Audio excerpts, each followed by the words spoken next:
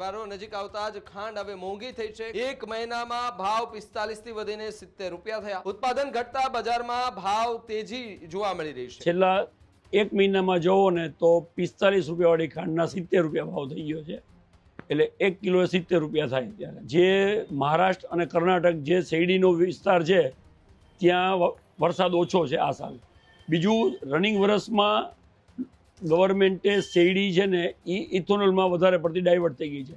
એટલે લગભગ એટલી શેરડી થઈ છે કે 25 લાખ ટન ખાંડ ઓછી બની છે। અત્યારે તમારે દિવાળી સુધી તો આ ભાવ અથવા થોડોક હજી પણ વધીને આવશે એવું સમજવાનું। અત્યારે ખાંડની ડિમાન્ડ લિમિટેડ છે, ભાવ વધી ગયા એટલે લોકો બહુ એટલી બધી ખાંડ લેતા નથી, પણ આગળ તહેવાર હોય ખાંડની ડિમાન્ડ વધશે એમ હજી ભાવે થોડાક હજી વધવાની ગણતરી ખરી। તહેવારો નજીક આવતા જ અલગ અલગ ચીજ વસ્તુના ભાવ વધારા જોવા મળતા હોય છે, ત્યારે તહેવારો નજીક આવતા જ ખાંડના ભાવ જે છે તે લગાતાર વધતા જે છે તે જોવા મળી રહ્યા છે। તહેવારો નજીક આવતા જ ખાંડ હવે મોંઘી થઈ છે। ખાંડના ભાવમાં કિલોએ ₹25 નો ઉછાળો આવ્યો છે।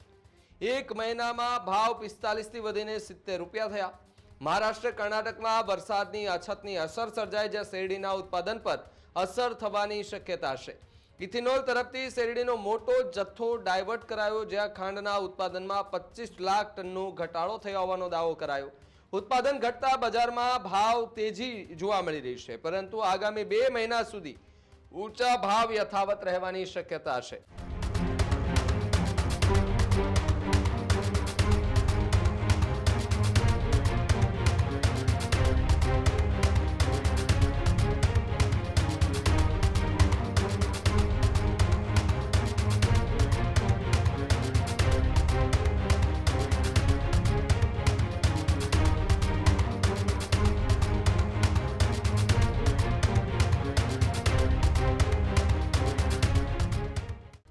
દિવાળી સુધી ખાંડ વધુ મોંઘી થવાની ભીતિ છે।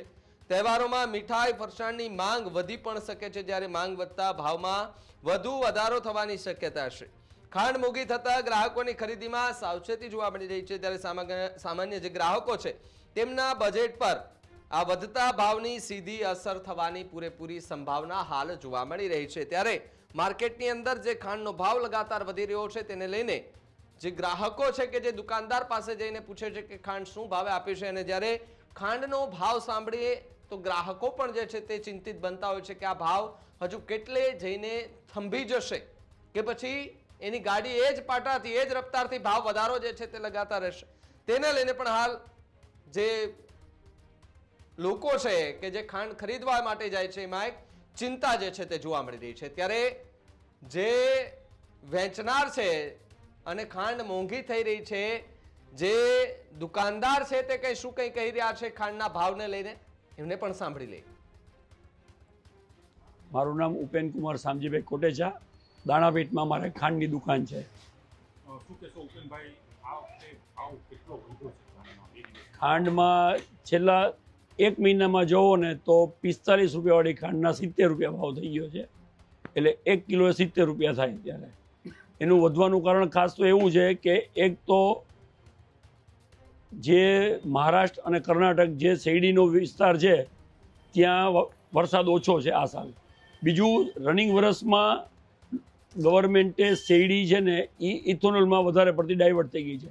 એટલે લગભગ એટલી શેરડી થઈ છે કે 25 લાખ ટન ખાંડ ઓછી બની છે, જેને લઈને આપણે થોડોક 2 મહિના પૂરતો પ્રોબ્લેમ છે।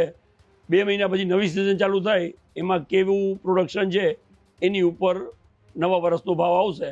અત્યારે તમારે દિવાળી સુધી તો આ ભાવ અથવા થોડોક હજી પણ વધીને આવશે એવું સમજવાનું। અત્યારે આપણે મેક્સિમમ ખાંડ મહારાષ્ટ્રમાંથી આવે છે, કોલ્હાપુર ને કર્ણાટકથી।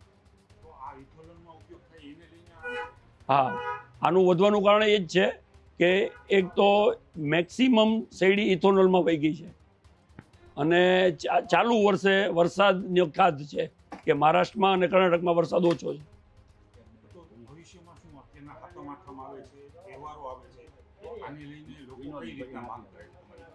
અત્યારે ખાંડની ડિમાન્ડ લિમિટેડ છે, ભાવ વધી ગયા એટલે લોકો બહુ એટલી બધી ખાંડ લેતા નથી, પણ આગળ તહેવાર હોય ખાંડની ડિમાન્ડ વધશે એમ હજી ભાવે થોડાક હજી વધવાની ગણતરી ખરી। અત્યારે સરકારે સ્ટોક લિમિટ જે 30 દિવસની હતી 15 દિવસની કરી નાખી છે। પ્લસ ગઈકાલે 10 lakh ton raw sugar duty free મગાવવાની ગવર્મેન્ટે છૂટ આપી છે. હવે એને આવતો થોડોક ટાઈમ લાગે, ત્યાં સુધી થોડીક સપ્લાયમાં થોડોક પ્રોબ્લેમ રહે, એને લઈને હજી થોડોક ભાવ વધી શકે છે.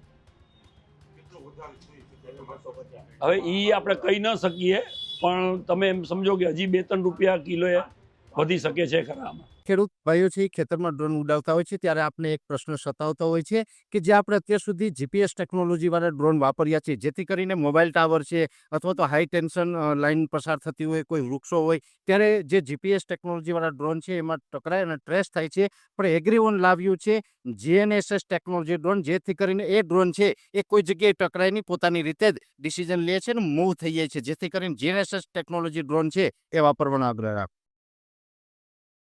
હજુ સુધી તમે અમારી ચેનલને સબસ્ક્રાઇબ નથી કરી તો અત્યારે જ ન્યૂઝરૂમ ગુજરાતને સબસ્ક્રાઇબ કરો, ફેસબુક અને ઇન્સ્ટાગ્રામ પર ફોલો કરો.